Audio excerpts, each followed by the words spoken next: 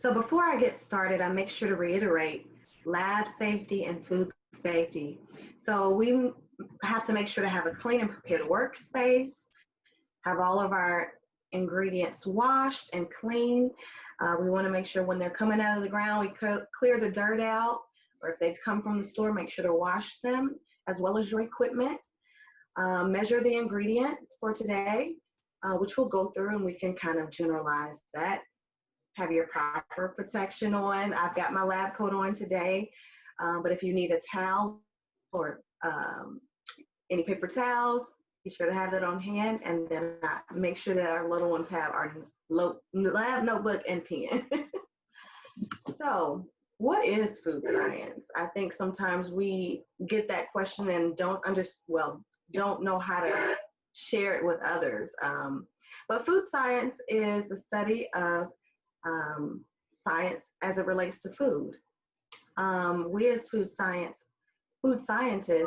do research on new food options. We try to discover new ways to make food easily accessible and healthy and nutritious for consumers. And then we also analyze the nutritional components of food. And so that's a lot of what we do as food scientists, which I talk about here. So during this lesson, we'll be definitely using some items that have been processed using food science. And food science also overlaps with agriculture, nutrition, for example, food processing, food engineering, and so much more. So I'm excited to share more about what I do as a food scientist. So we're going to get into the science of baking today. It's going to be kind of a technical presentation, but we'll get into some of the fun facts of why these things work. So what are the main ingredients needed for baking? We need what? Flour, eggs, milk, sometimes salt even. And so these things help to create our dough, for example, our pie crust. When we do our cooking techniques today, we'll be doing a bit of rinsing, chopping, peeling for our sweet potatoes, baking, sauteing. So we'll be using all types of food processing techniques to create our tart today. So the purpose of these baking ingredients, we've got our flour for structure. Flour creates gluten, which helps with giving us that structure that we'll find in our pie crust, or that flakiness that we'll find in our pie crust. The eggs, for example, help with the rise and the texture. So the eggs give us a bit of moisture so that our dough is not too hard, too dry. Then it also gives us that rise that we like when we see croissants or we see biscuits. That's the purpose of the eggs.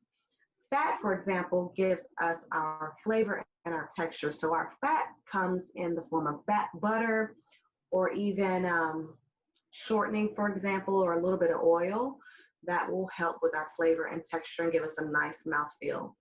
Sweetness, like our sugar.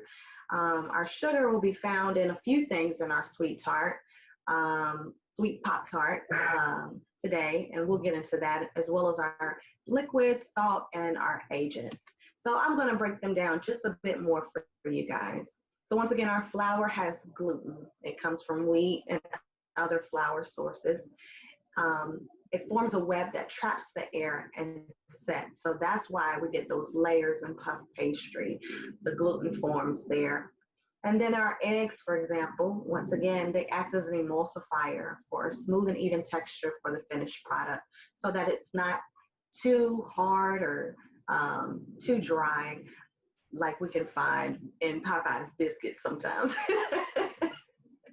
So our sugar, typically you cream your sugar and your butter in the beginning of any baking process to incorporate air. So that sugar is also going to help with the caramelization process, giving us that nice golden brown texture that we see in our baked goods. Fats, once again, our butters or non-dairy butters, for example, could work.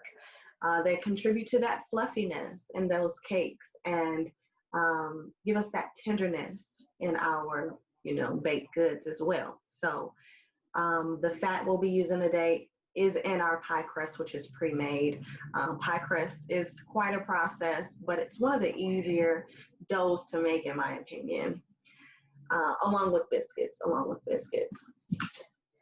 Baking soda and baking powder are leavening agents.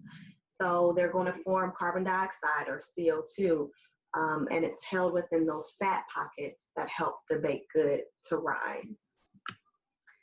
Our liquids, so our liquids carry the flavor through the product, and they also help with the steaming process. So it's going to also incorporate those little air pockets in our baked good that we like.